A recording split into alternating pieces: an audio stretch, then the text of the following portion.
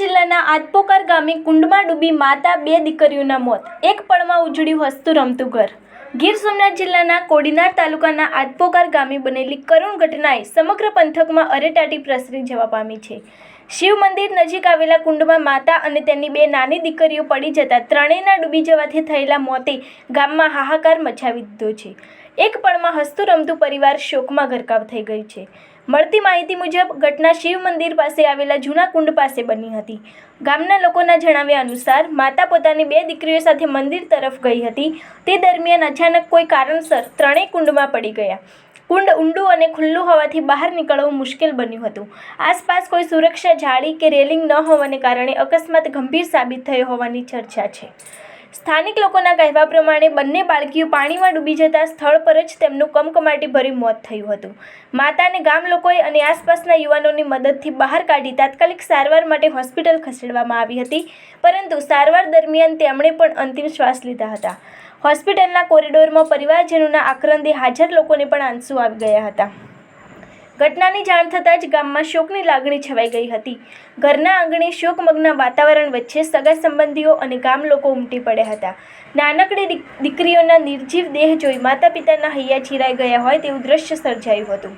ગામના વડીલો કહે છે કે આવો દિવસ કોઈના ઘેર ના આવે। સ્થાનિક તંત્ર અને પોલીસ તાત્કાલિક ઘટના સ્થળે પહોંચી તપાસ શરૂ કરી છે। પ્રાથમિક દ્રષ્ટિએ આ દુર્ઘટના અકસ્માત હોવાનું માનવામાં આવી રહ્યું છે। તેમ છતાં સત્તાવાર તપાસ બાદ જ સમગ્ર હકીકત બહાર આવશે। આ ઘટનાએ ગામમાં સુરક્ષા વ્યવસ્થાની ગંભીર ખામી સામે લાવી છે। ખુલ્લા કુંડ અને પાણીના સ્ત્રોતો આસપાસ કોઈ રક્ષણાત્મક વાડ કે ચેતવણીના બોર્ડ ન હોવાને કારણે ભવિષ્યમાં પણ આવા બનાવો બનવાની શક્યતા નકારી શકાય તેમ નથી। ગ્રામજનો તંત્ર પાસે માંગ કરી રહ્યા છે કે તાત્કાલિક કુંડની આજુબાજુ સુરક્ષા જાળી લગાવવામાં આવે અને યોગ્ય લાઇટિંગની વ્યવસ્થા કરવામાં આવે। એક ક્ષણની બેદરકારી કે દુર્ભાગ્યપૂર્ણ સંજોગોએ ત્રણ જિંદગીઓ છીનવી લીધી। આદપોકાર ગામ માટે આ ઘટના ક્યારેય ભૂલાય નહીં તેવી બની ગઈ છે। શોકમગ્ન વાતાવરણ વચ્ચે લોકો પ્રાર્થના કરી રહ્યા છે કે ઈશ્વર પરિવારજનોને આઘાત સહન કરવાની શક્તિ આપે। આ અંગેની વધુ વિગતો માટે જોતા રહો ભારત ટાઈમ્સ ન્યૂઝ। ભરતભાઈ હમીરભાઈ મોરી, ગામ આદપોકાર, ગ્રામ પંચાયતના સદસ્ય તરીકે આજે બપોરના સમયે અમારા ગામની અંદર કોળી સમાજના એક પરિવારમાં એમના ઘરેથી અને જે રમેશભાઈ કરશનભાઈ વંશ એમના ઘરે આવી રીતની ઘટિત અને ન સહન થઈ શકે એવી ઘટના બની છે। બનાવની વિગત એવી છે કે રમેશભાઈ કરશનભાઈ એ ઉના ડેપોમાં એસટી ડેપો તરફ ફરજ બજાવે છે। એમને રૂટમાં 48 કલાકની ટ્રીપ હોય છે।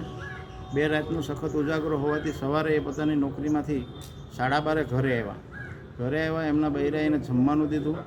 જમીને એને ઉજાગરો હોવાથી જ્યારે આરામ કરતા તો એમણે કીધું કે તમે દરવાજો એક અંદરનો બહાર દઈ, બે બાજુ દરવાજા છે ઘરના। એમણે કીધું એક બાજુનો દરવાજો અંદરથી દઈ દો, એક બાજુનો દરવાજો હું બહારથી આપું છું। એમ કરીને કપડાં ધોવા જાય છે કે હું કપડાં ધોઈને આવું છું। પછી એમને સ્કૂલે જ આદપોકારમાં મંદિર તરફ જતા રસ્તામાં પ્રાથમિક શાળા આવે છે। પ્રાથમિક શાળાએ બંને દીકરીઓ અભ્યાસ કરે છે।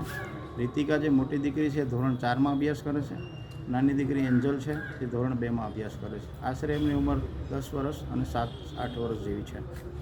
એ ત્યારે આદનાથ બાપાના કુંડની પાછળ કપડાં ધોવા જાય છે।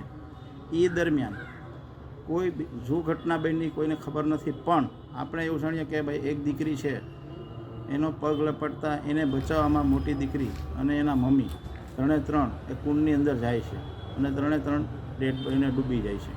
પછી જ્યારે ખબર પડે ત્યારે ગામના લોકો બધા ભેગા થઈ જાય છે અને ત્યાં એની શોધખોળ કરે છે।